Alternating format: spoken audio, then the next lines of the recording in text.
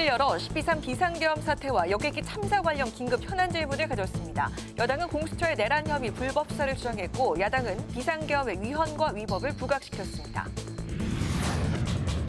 국정협의체 실무협의회에서 명칭을 국정협의회로 바꾸고 우원식 의장과 최상목 대통령 권한대행 여야 대표가 참여하기로 합의했습니다. 교육위원회는 사립대학의 구조 개선 관련 법안에 대한 공청회를 열었습니다. 부실대학 청산을 지원하기 위한 해산 장려금 도입을 놓고 격론이 벌어졌습니다. 대기자의 시선으로 분석해보는 정가, 동향, 기자, 대기자. 민주당이 내란 특검법을 제3자 추천 방식으로 수정해 재발의하고 국민의힘은 자체 특검 법안을 공식화한 가운데 특검 필요성엔 공감대를 이룬 여야가 협상에 나설 수 있을지 전망해봅니다.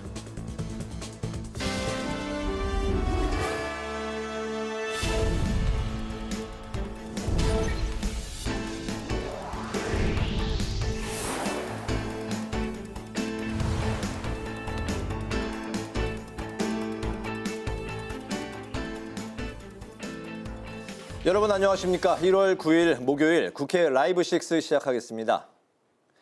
국회는 본회의를 열고 12.3 비상계엄 사태와 관련해 긴급 현안 질문을 진행했습니다. 국민의힘은 윤 대통령에 대한 수사 부당함을 강조한 반면 민주당은 비상계엄의 위법성을 집중 추궁하는 데 주력했습니다. 김동기 기자가 보도합니다. 국민의힘은 윤 대통령에 대한 수사는 절차적 정당성이 무시됐다고 주장했습니다.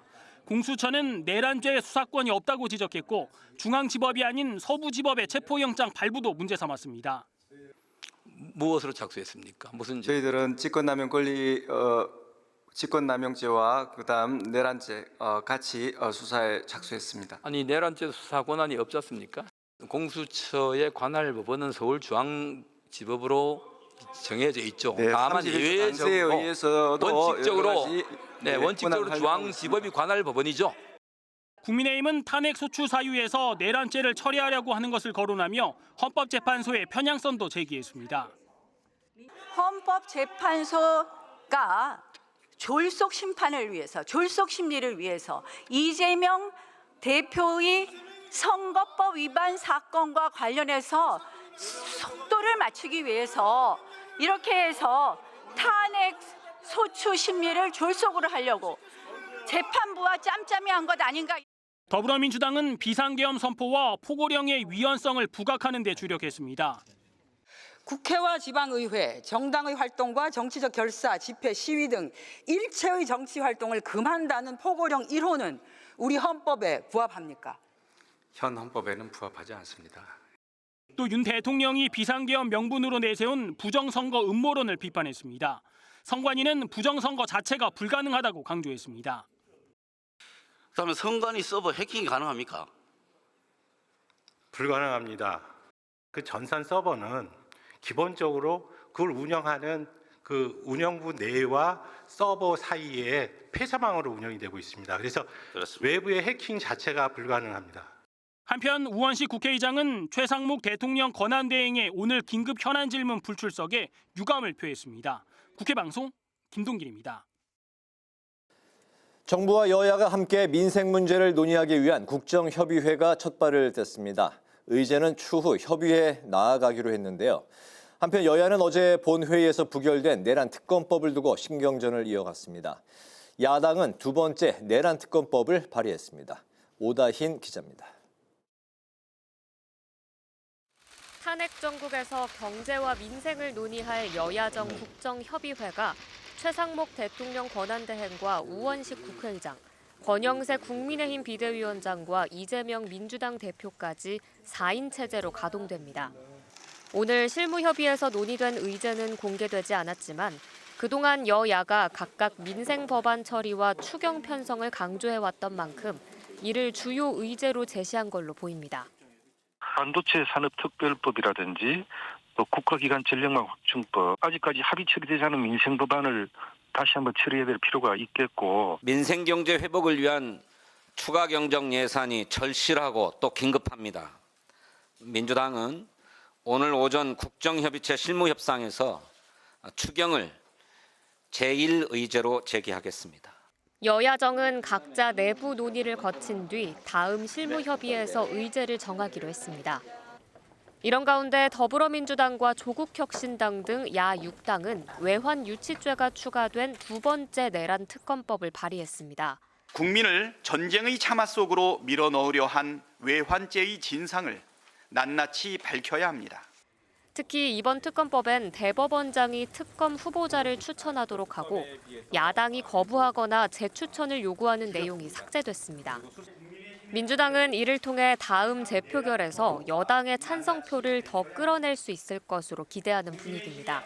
국민의힘은 민주당을 향해 제2요구 행사로 부결된 법안을 거듭 통과시키는 오기 정치를 그만두라고 촉구했습니다.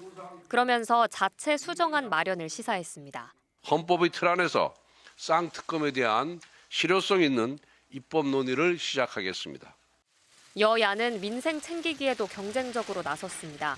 국민의힘은 설 명절을 앞두고 소비 진작을 논의하기 위한 당정 협의회를 열었습니다. 당정은 사과, 배추 등 설 성수품 공급 물량을 평소보다 1.5배 늘리고 5조 5천억 원 규모의 온누리 상품권을 발행하기로 했습니다. 민주당은 과학기술 연구자들과 함께 R&D 정상화를 위한 대책을 논의했습니다. 박찬대 원내대표는 인공지능, 반도체 등 신성장 산업부터 기초과학, 에너지 전환까지 총체적 해법이 필요하다고 말했고 허영 단장은 R&D 예산을 정상화하겠다고 강조했습니다. 국회방송 오다인입니다.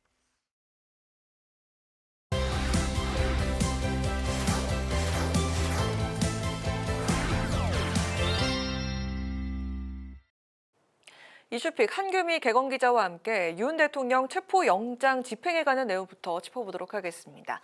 한규미 기자 안녕하세요. 네, 안녕하세요. 네, 공수처가 윤 대통령에 대한 체포영장을 지난 화요일에 재발부 받았다 이렇게 밝혔는데 아직까지 뚜렷한 움직임이 포착되고 있지 않은 상황입니다. 이 집행 시점과 방법을 고민하고 있는 것으로 보이죠? 네, 이미 한 차례 체포영장 집행을 실패하고 나서 공수처가 많은 비판을 받았는데요. 그만큼 신중하게 접근하는 모습입니다. 공수처와 경찰 안팎에서는 이르면 내일 영장 집행에 다시 나설 것이라는 전망이 나오고 있습니다. 정확한 영장 기한과 집행 일정에 대해서는 밝히지 않았는데요. 오동훈 공수처장은 지난 화요일 국회 법사위에 출석해서 2차 영장 집행이 마지막 집행이라는 비상한 각오로 철두철미하게 준비하겠다고 말한 만큼 지난번보다 촘촘한 집행 시도가 이뤄질 것으로 보입니다. 윤 대통령 체포영장이 다시 발부되고 나서 윤 대통령 관저 경호 수위는 더 높아졌는데요. 관저 인근에 원형 철조망을 설치하고 경찰 진입을 막기 위해 차벽을 추가로 만들었습니다. 이 때문에 공수처에서는 대통령 관저로 들어가기 위한 방안이 여러 가지 거론되고 있습니다. 1차 집행 때 경호처 직원과 군인 200여 명이 3차 저지선을 구축하면서 체포 시도가 무산된 만큼 투입 인력을 대폭 늘릴 것으로 보입니다. 대테러 부대인 경찰특공대를 투입하거나 장갑차, 헬기를 동원하는 방식과 또 경호처 수뇌부를 먼저 체포해 지휘체계를 무너뜨리는 방법 등이 이렇게 언급되고 있지만 물리적 충돌이 생길 우려가 있어서 실행을 하기에는 부담이 적지 않다는 관측입니다. 네, 윤 대통령의 체포영장을 두고 지금 긴장감이 고조되면서 이를 둘러싼 여야 갈등이 점점 격화되고 있는 상황인데 서로 고발이 오가고 있습니다. 요즘 정치권에 고발이 정말 많이 등장하고 있는데 좀 관련 내용 짚어주실까요? 네, 국민의힘은 민주당 이상식 의원이 민주당과 경찰 국가수사본부 사이 메신저 역할을 했다고 밝힌 것과 관련해서 야당과 경찰이 내통하고 있다고 공세 수위를 높였습니다. 이상식 의원이 SNS에 저희 당과 국수본 간의 메신저 역할을 하느라 전화기에 불이 나고 회의가 이어졌다고 올리면서 논란이 빚어진 건데요. 이 의원은 경찰 출신 행안위원이 경찰 후배들과 소통하는 건 당연한 일 아니냐며 반박했습니다. 권성동 국민의힘 원내대표는 어제 의원총회에서 민주당이 대놓고 국수본 수사를 지휘한다는 의미라며 헌법 위반 의혹이 있다고 주장했습니다. 권영세 국민의힘 비대위원장은 오늘 오전 비대위 회의에서 이상식 의원을 검찰에 고발하겠다고 말했습니다. 또 민주당도 어제 김민전 윤상현 국민의힘 의원과 사랑제일교회 전광훈 목사를 특수공무집행방해 교사 혐의로 경찰에 고발했습니다. 윤석열 대통령에 대한 체포영장 집행을 반대하는 집회 시위자들을 선동했다는 겁니다. 또 최상목 대통령 권한대행도 직무유기 혐의로 고발했는데요. 윤 대통령 체포협조에 응하지 않고 또 국회가 선출한 헌법재판관 후보자를 임명하지 않고 있다는 등의 이유를 들었습니다. 네, 그리고 해병대원 순직 사건과 관련해서 기소가 됐었던 박정훈 대령의 1심 선고 결과가 오늘 나왔는데 항명 혐의와 상관 명예훼손 혐의 모두 무죄로 판결이 나왔죠? 네, 박정훈 대령은 해병대원 순직 사건 조사 결과에 대한 민간 경찰 이첩 보류 명령을 따르지 않았다는 이유로 기소됐는데요.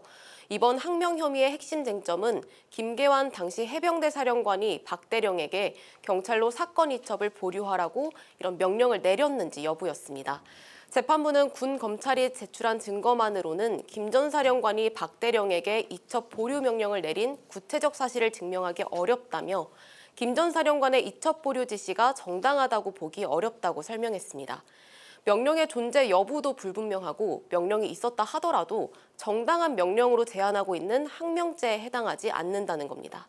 재판부는 박 대령의 상관 명예훼손 혐의에 대해서도 군검사가 제출한 증거만으로는 피고인의 발언이 거짓임이 증명됐다고 보기 어렵다며 고의성 등을 인정하지 않았습니다. 이재명 더불어민주당 대표는 법원 판결을 환영한다며 내막과 외압의 몸통을 밝혀내는 일에 더욱 박차를 가하겠다며 국정조사와 특검 추진을 다시 한번 강조했습니다. 국민의힘도 논평을 통해서 법원 판결을 존중한다고 밝혔는데요. 여당은 판결문을 보면 민주당이 주장하던 수사 외압설과는 전혀 다르다며 판결 내용을 호도하지 말라고 반박했습니다. 네, 오늘 이슈픽은 여기까지 들어보도록 하겠습니다. 한규미 기자와 함께했습니다. 오늘 말씀 고맙습니다.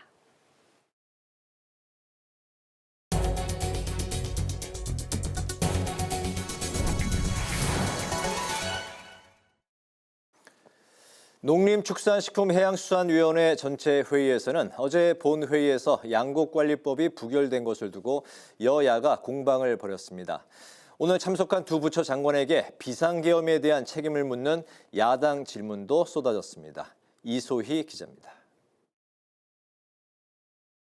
국회 농해수위 전체 회의에서 양곡관리법 개정안을 포함한 농업4법이 어제 부결된 것을 두고 여야가 내탓 공방을 벌였습니다. 국민의힘에서는 표결 전에 합의안을 만들 수 있지 않았냐는 볼멘 소리가 나왔고 충분히 여야가 대화와 토론으로 합의안을 마련할 수 있지 않았나 그런 아쉬움이 남을 수밖에 없는데 이런 식으로 정쟁만 계속하지 말고 입법 성과 없이 계속 운영할 수는 없지 않습니까? 민주당은 쌀값 폭락 대책이 필요한 상황에서 여당이 법안을 부결시켰다며 거듭 비난했습니다. 작금의 어려운 민생 현장, 농민들 아픔들을 덜어주려고 노력을 함께 해주셔야지.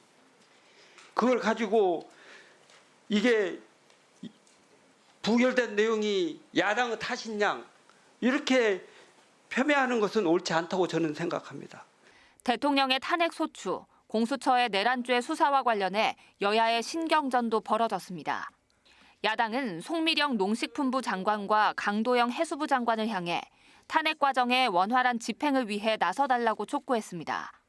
그럴 때 여러분들이 적극적으로 나서서 헌법재판관 임명은 타당하다, 옳다. 지금 최상목 권한대행께 불확실성 제거를 빨리 해야 된다. 그러기 위해서는 윤석열 체포도 좀 적극적으로 지원을 해주고. 여당은 민생 현안을 다뤄야 할 상임위에서조차 정치 공세를 하냐면서도 공수처의 수사 권한에 의문을 표했습니다. 내란죄 수사 권한도 없는 공수처가 내란죄를 수사하겠다고 하는 게 과연 정당하단 말입니까? 그렇게 무리하고 줄 탄핵에 무리하니까 국민들이 다 보고 있는 겁니다.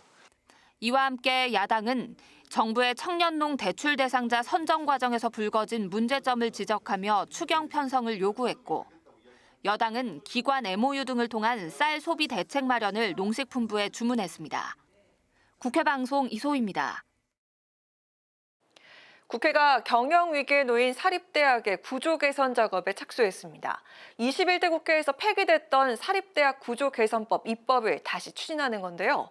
오늘 국회 교육위원회가 진행한 공청회에서 대학 청산을 지원하기 위한 목적의 해산 장려금이 쟁점이었습니다. 장정영 기자가 보도합니다. 국회 교육위원회가 사립대학 구조 개선 관련 5개 제정안에 대한 공청회를 열고 교육계 의견을 수렴했습니다.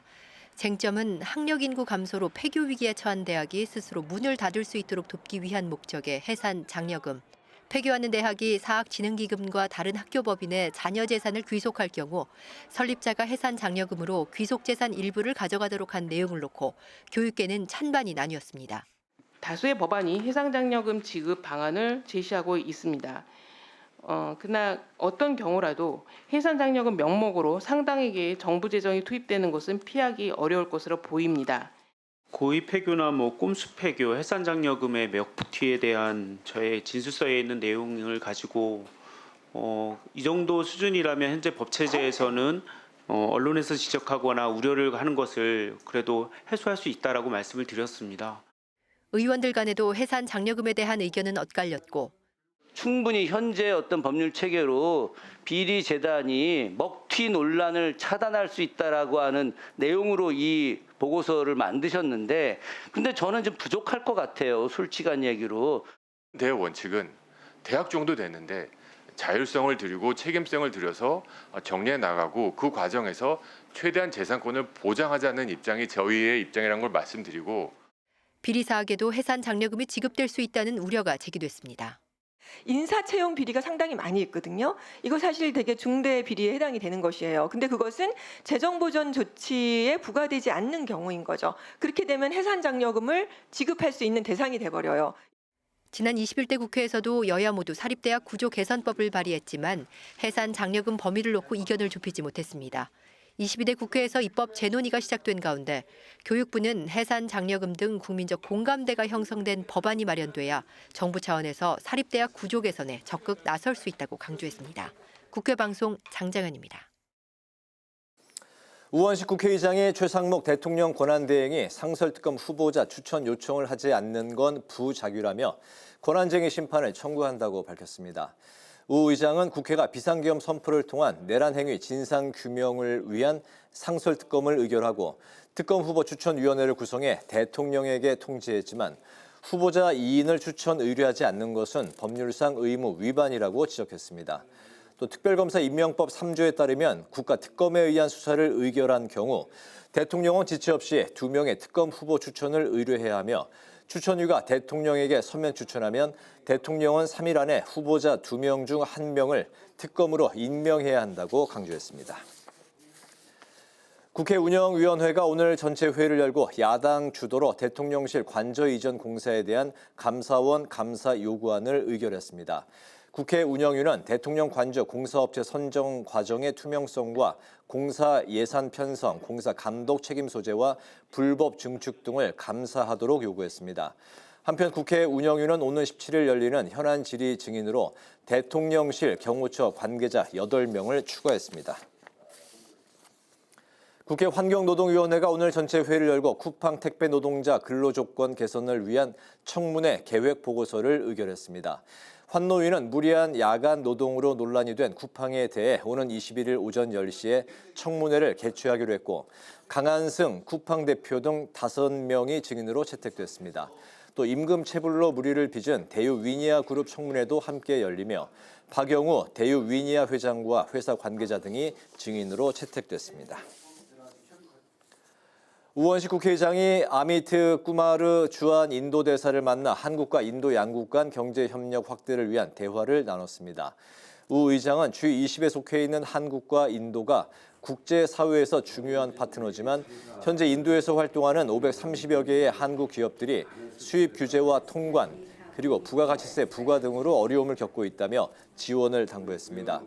꾸마르 대사는 한국 기업의 애로사항을 인도 정부의 담당 부서와 직접 논의하는 협의체인 FTM이 작년에 출범했다며 유용한 플랫폼으로 작동할 수 있도록 본국에 잘 전달하겠다고 답했습니다.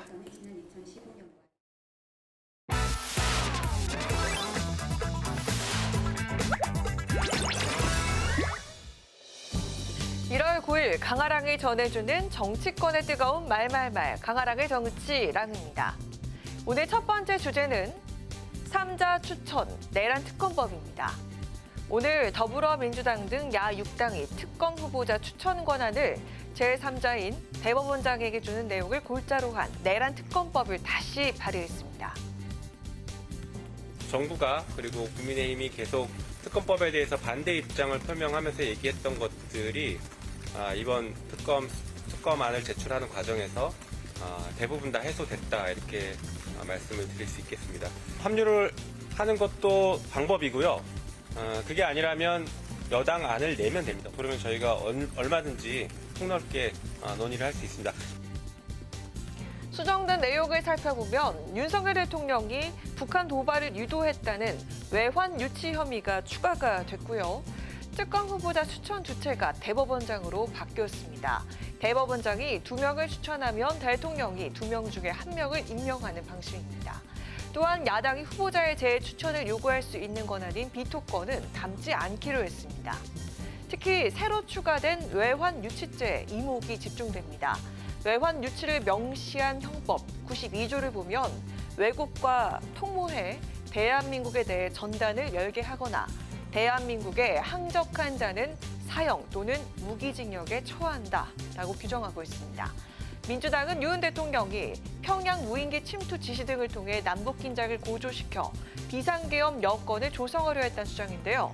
대신 군사기밀 유출 우려에 관해서는 언론 브리핑을 할 수 없도록 규정했습니다. 전 정보사령관 노상원의 수첩에서 발견된 NLL에서 북한의 공격 유도라는 메모도 나왔습니다. 국민을 전쟁의 참화 속으로 밀어넣으려 한 외환죄의 진상을 낱낱이 밝혀야 합니다. 국민의힘이 외환 유치죄를 추가로 받아들일지 여부가 관건이 될 것 같은데요. 앞서 특검법 독소 조항으로 넓은 수사 범위를 강조한 바가 있기 때문입니다.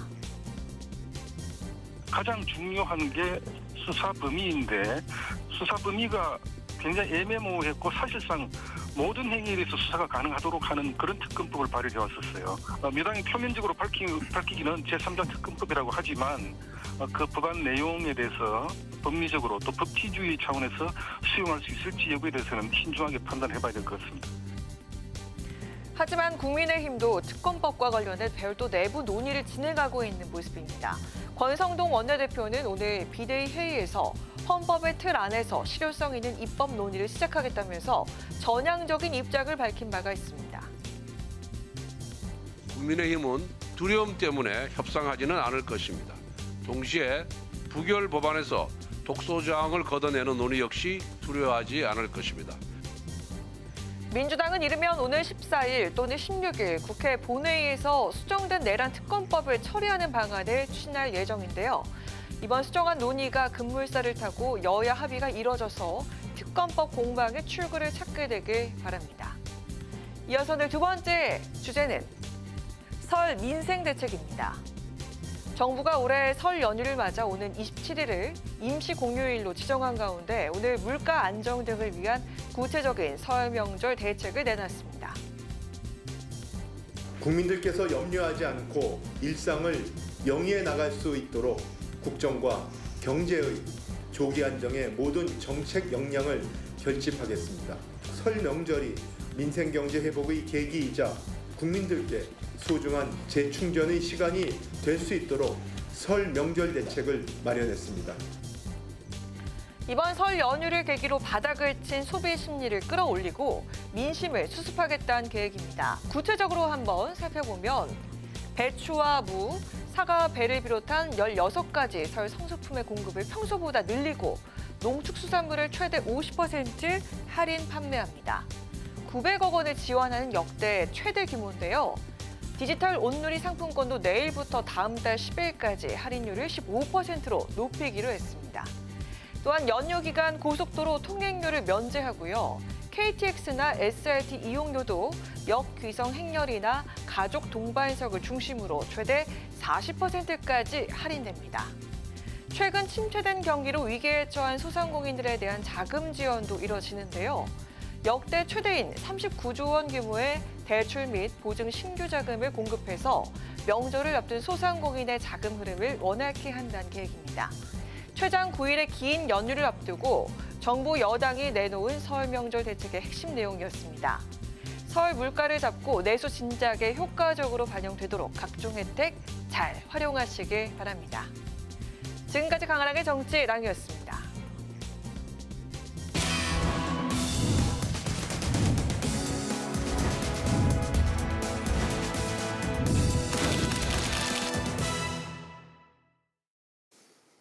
네, 정치권 동향을 대기자의 시선으로 짚어보는 기자 대기자 시간입니다. 오늘도 최병묵 전 TV조선 해설위원, 성완용 한겨레 신문 선임 기자 두 분과 함께하겠습니다. 두 분 어서 오십시오. 반갑습니다. 네, 안녕하세요.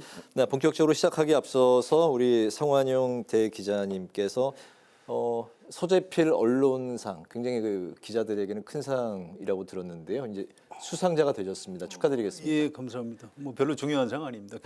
네. 최 의원님도 예전에 뭐 이런 뭐 상 많이 받으셨죠? 뭐 상 아무나 받는 거 아닙니다.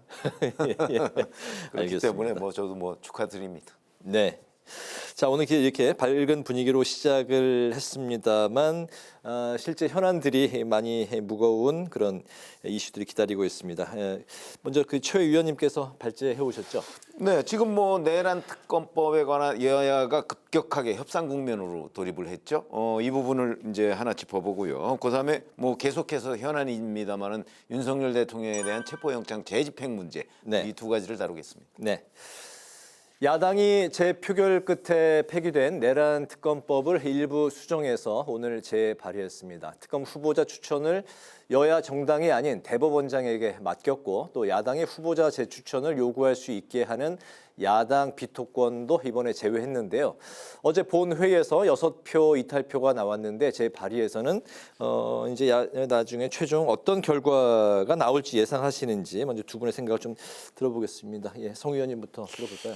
글쎄요, 일단 오늘 재발의를 야당에서 했어요. 네. 했는데 이 그 국민의힘의 법률위원장이죠, 주진우 의원이 이건 뭐 위헌성이 해소되지 않았다. 뭐 이렇게 얘기를 하더라고요. 그러니까 수사 대상도 너무 넓고 수사의 범위 또 중간에 그 브리핑을 하게 돼 있는데 이건 피의사실 공표에 문제가 있다. 뭐 이런 식으로 해서 일단 반대 의견을 냈어요. 앞으로도 계속 좀 더 자세히 살펴보고 뭐 의견을 또 내겠다. 그래서 이게 원래는 내란 특검법을 좀 여당도 법안을 발의를 해서 여야가 이렇게 절충을 하는 게 가장 좋거든요. 이게 특검이라는 게 원래 그 수사하고 기소하고 이런 권한은 행정부에 있는 겁니다. 그런데 아주 예외적으로 입법부에서 가끔 특검법을 발의를 해서 이제 이렇게 임명하게 하고 뭐 예외적인 거죠. 그런데 이게 사실은 뭐 삼권 분립 뭐 이런 문제가 아니고 여야가 합의해서 어떤 정치적인 논란의 소지를 없애는 게 가장 중요합니다. 그동안의 역대 특검도 다 여야가 이제 합의를 해서 이루어진 거거든요. 그래서 이번에도 어떻게든 합의를 하는 게 좋아요. 또 그래야 그 지금 수사 주체 문제가 좀 있지 않습니까? 뭐 경찰이냐 검찰이냐 공수처냐. 네, 이것도 이제 내란 특검법이 여야 합의로 통과가 되면 다 해소가 될 수가 있는 문제입니다. 그래서 잘 됐으면 좋겠다 싶은데 지금 국민의힘 분위기가 일단 법률위원장이 좀 부정적으로 나왔고요. 또 이게 의원총회에서 토론을 해봐야 한다 이렇게 얘기를 합니다. 그런데 최근에 그 한남동 대통령 그 관저 앞에 국민의힘 의원이 한 40여 명이 몰려갔고 그분들은 이건 내란 특검법 자체를 반대할 가능성이 좀 더 큰 것 같아요. 그래서 의총을 열게 되면 국민의힘 이름으로 과연 내란 특검법을 여당 법률안을 발의를 과연 할 수 있을지 그거 자체가 좀 약간 불투명한 이런 상황이라서요. 뭐 앞으로도 좀 더 두고 봐야 알 수 있을 것 같습니다.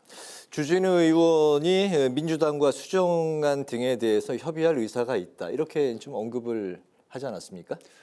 이제 좀 두고 봐야죠. 뭐 어떻게 할지 봐야 되는데 가급적 여야 합의를 하는 게 좋습니다. 그렇게 해야 논란의 이제 소지가 없어지는 거니까요.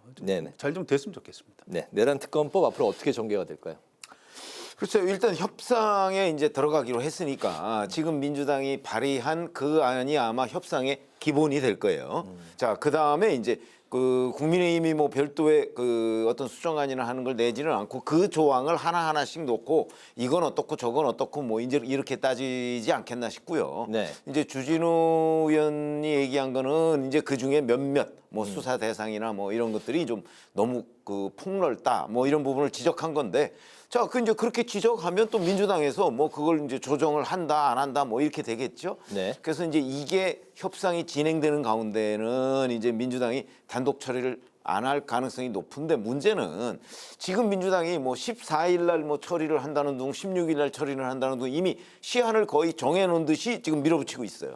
아마 이런 상황이 되면 국민의힘이 선뜻 뭐 하루 이틀 사이에 협상 다 끝내고 이렇게 할 수는 없는 거 아닙니까? 네. 그렇게 되면 또 협상이 그 난항을 겪을 가능성도 있다. 이렇게 보기 때문에 결국은 민주당이 정말 협상으로 이 문제를 처리할 생각이 있는 건지 하는 저는 오히려 그게 관건이라고 보고요. 물론 그렇다고 해서 또 국민의힘이 지나치게 이 협상 기한을 길게 잡는다든가 아니면 오히려 협상을 막으려고 한다는 이런 인상을 주면 네. 아마 오히려 그게 또 역풍이 불 가능성도 있기 때문에 양당에서 서로 이 협상 시한이나 내용이나 이런 것들을 적절하게 조절하지 않으면 결국은 파국을 맞을 가능성도 있다 이렇게 봅니다. 네, 그런 가운데 이제 이게 이런 측면이 있어요. 이게 일단 이번 오늘 야당에서 발의한 법안을 국회 본회의에서 뭐 여야 간의 합의가 안 돼도 통과시키는 데는 야당 입장에서는 별 문제가 없을 겁니다. 일단 법안 통과는 과반 출석의 과반 찬성이면 의결은 가능한 거니까요. 자, 이제 이렇게 되면 이 최상목 권한대행한테 또 부담이 넘어가는 겁니다. 자, 이게 야당에서 그렇습니다. 네. 거부권 행사를 또 해야 되느냐 말아야 되느냐. 거부권 행사를 하겠죠. 일단 최상목 대행의 원칙은 여야 합의를 했으면 좋겠다. 이제 이런 나름 원칙을 가지고 있으니까요. 자, 그런데 이게 또 그 국회에서 무기명 투표로 재의결을 하게 되면 과연 이제 또 이탈표가 몇 표 정도가 나올 것이냐 이게 또 쟁점이 될 겁니다. 어쨌든 제3자가 추천할 수 있도록 특검을 네. 그런 식으로 내용을 고쳤기 때문에 이번 최근보다는 이탈표가 늘어날 가능성은 좀 더 있죠. 그래서 그렇게 해서 통과가 돼서 200명을 넘기게 되면 네.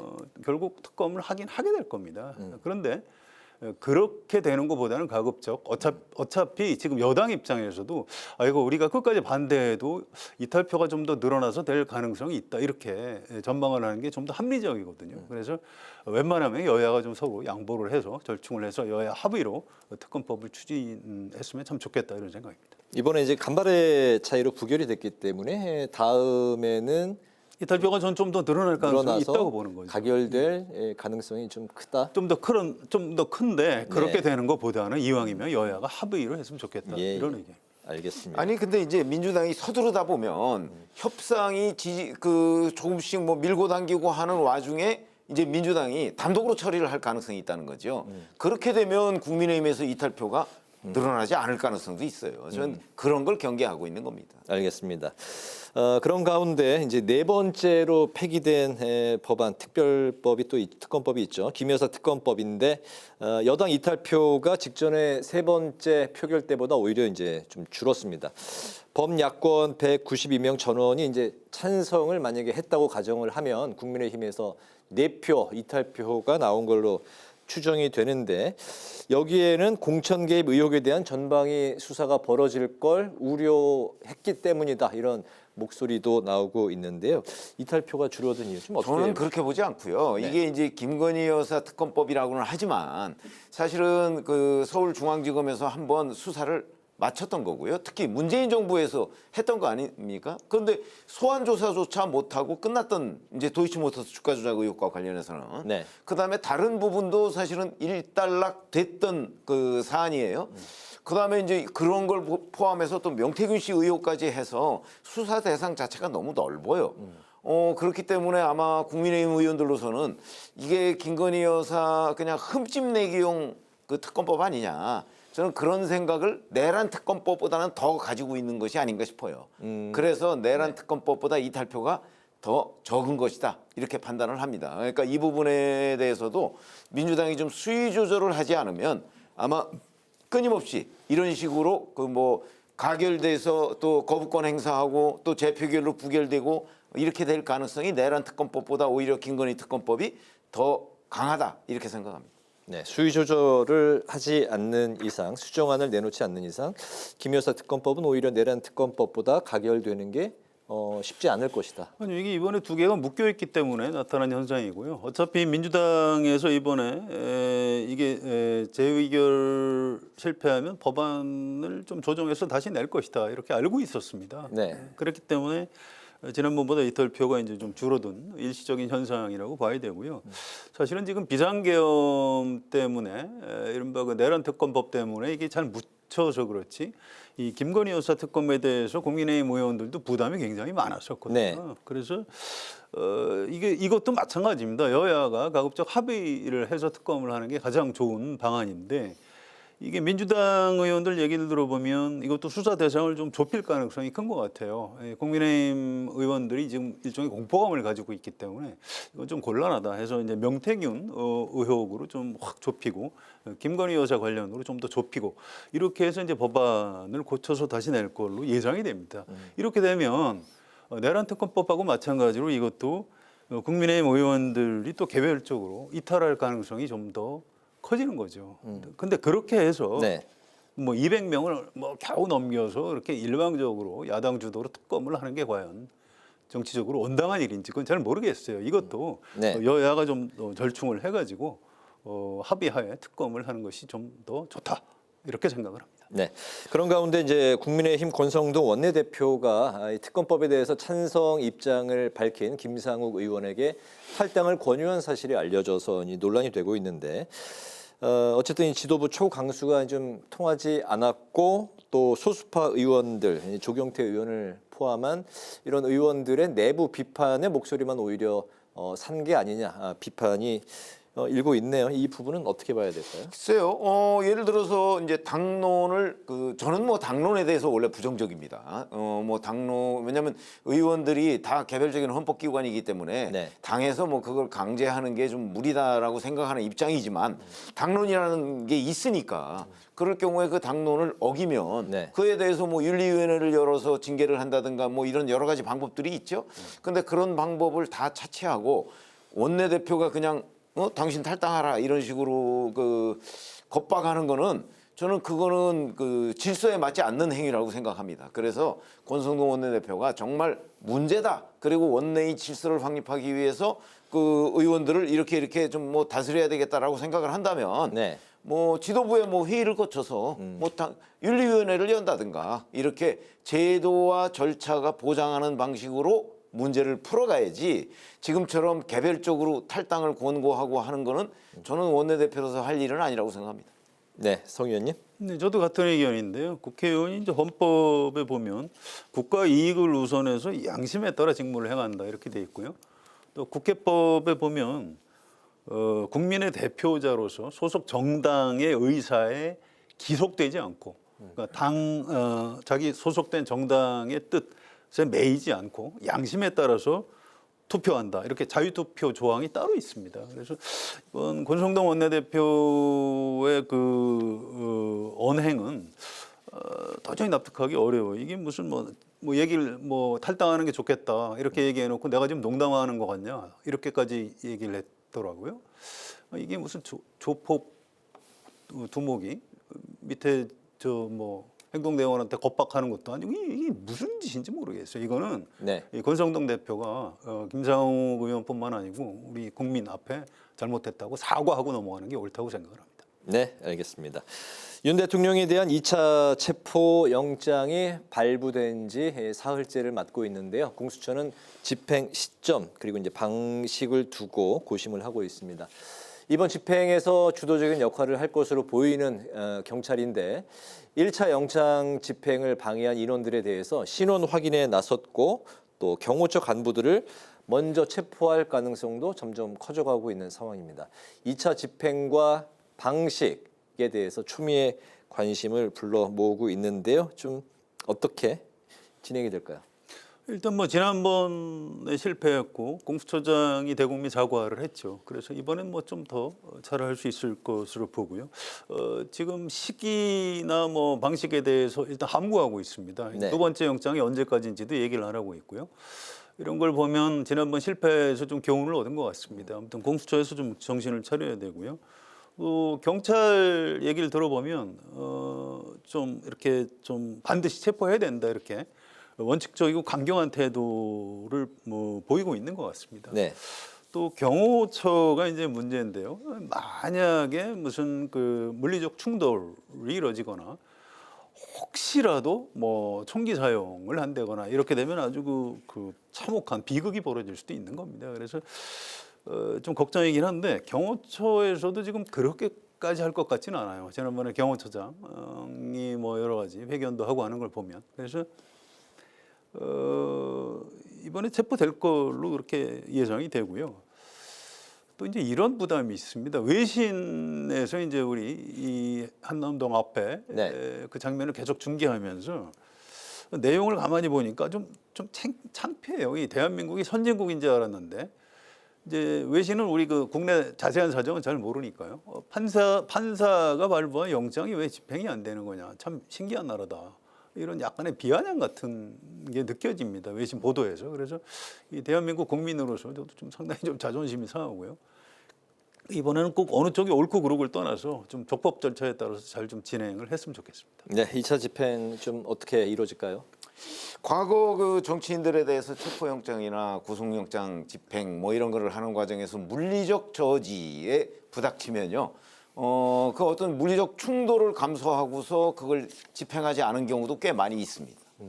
제가 뭐 사례를 굳이 들지 않아도 그렇기 때문에 저는 윤석열 대통령을 지금 공수처가 체포하는 게 목표입니까? 아니면 조사하는 게 목표입니까? 조사하는 게 목표죠. 그럼 조사의 방법이라는 건 여러 가지가 있고요. 지금 뭐 무슨 헬기를 동원한다, 뭐 크레인을 동원한다, 온갖 종류의 이런 얘기들이 나오고 있는데 글쎄 현직 대통령에 대해서 그런 걸 동원해서 제압했다 하는 걸 보여주려고 하는 것이 목표인가?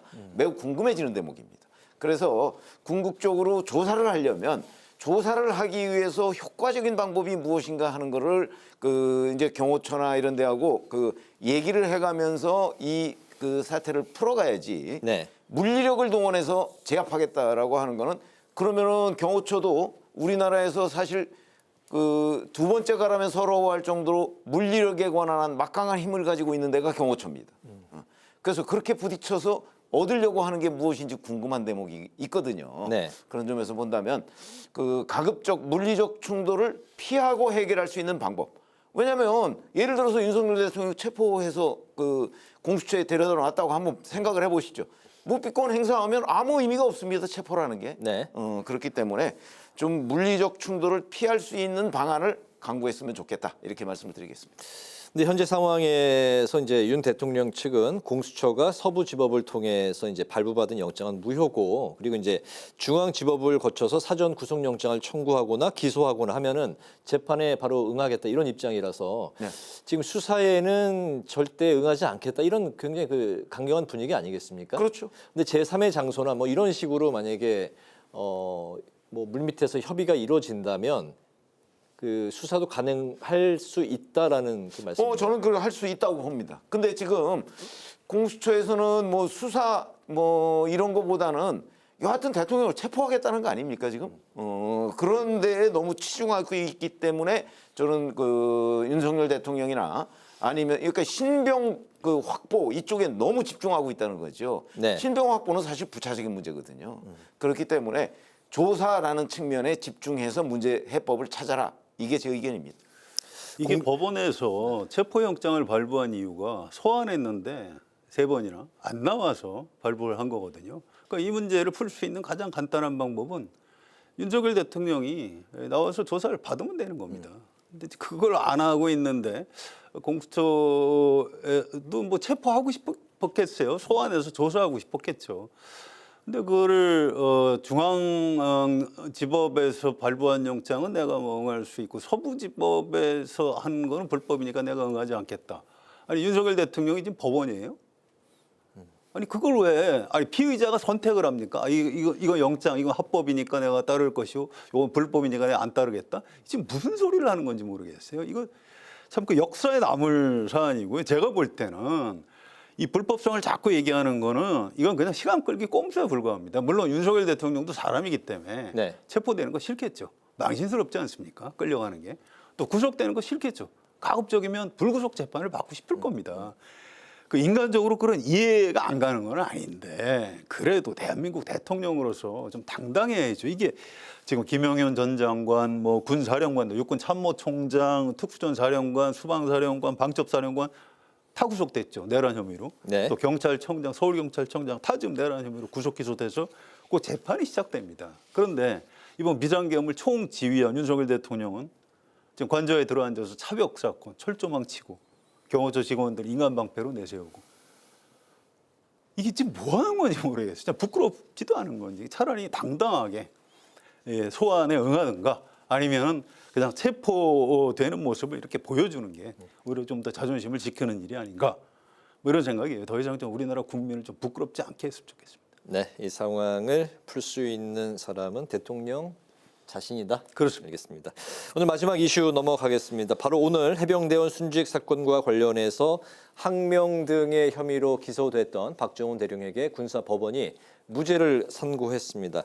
법원은 사건 이첩을 보류하라는 해병대 사령관 지시가 정당한 명령이 아니란 점도 분명히 밝혔고 이렇게 이제 1심 무죄가 선고되면서 이종섭 전 장관, 김계환 전 해병대 사령관 또 대통령실 등 군 고위직의 외압 의혹 수사에도 영향을 주지 않겠느냐 전망이 나오고 있습니다. 그러면서 이제 오늘 이 무죄 선고가 또 경호처에도 일정 부분 좀 시사하는 바가 있지 않냐 이런 이야기도 나오는데요. 아니 그러니까 종합적으로 이 좀 수사단장이 항명이 아니다 이렇게 얘기하면 결국 수사단장한테 외압을 넣었던 사람들이 불법이었다 하는 걸 시사하는 대목이잖아요. 네. 그게 결국 동전의 앞뒷면이라고요.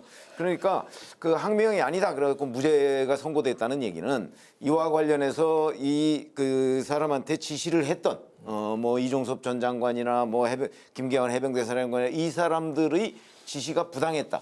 그러면 결국 직권남용이 될 가능성이 훨씬 높아지는 거죠. 그런 점에서 본다면 이 박정훈 대령에 대한 무죄 선고는 결국 다른 그 국방장관이나 아니면 해병대 사령관의 직권남용 혐의가 훨씬 짙어진 것을 의미한다. 이렇게 볼 수 있겠습니다. 네, 송 의원님. 예, 뭐 사필 규정이죠. 이번 이 지금 좀 되짚어 보면 이 사건은 사실 윤석열 대통령이 경로하는 바람에 시작된 사건입니다. 윤석열 대통령이 경로해서 대통령실하고 국방부 장관, 해병대 사령관 이 사람들이 그때 뭐 개입을 안 했으면 다 그 저 군 검찰이나 재판 과정에서 법원에 의해서 바로 잡힐 수 있는 일이었어요. 그러니까 설사 윤석열 대통령의 말이 옳다고 해도. 네. 근데 이제 그걸 부당하게 개입을 하면서 이제 이 난리가 지금 벌어진 거죠. 어쨌든 오늘 1심 선고고요. 이게 그 항소를 할지 안 할지 잘 모르겠습니다. 뭐 좀 더 살펴보고 결정을 하겠다 이런 식으로 얘기를 했는데 만약에 이게 이제 2심, 3심까지 가서 이제 2심, 3심은 이 민간 법원으로 넘어가게 됩니다. 네. 거기서 최종적으로 무죄가 나오게 되면 우리 지금 최 의원 말씀하신 대로 이번 사건 수사 해병대원 순직 수사에 개입한 책임을 다 져야 되는 거죠. 윤석열 대통령, 대통령실의 참모들, 또 국방부 장관, 해병대 사령관. 그래서 이 부분은 네.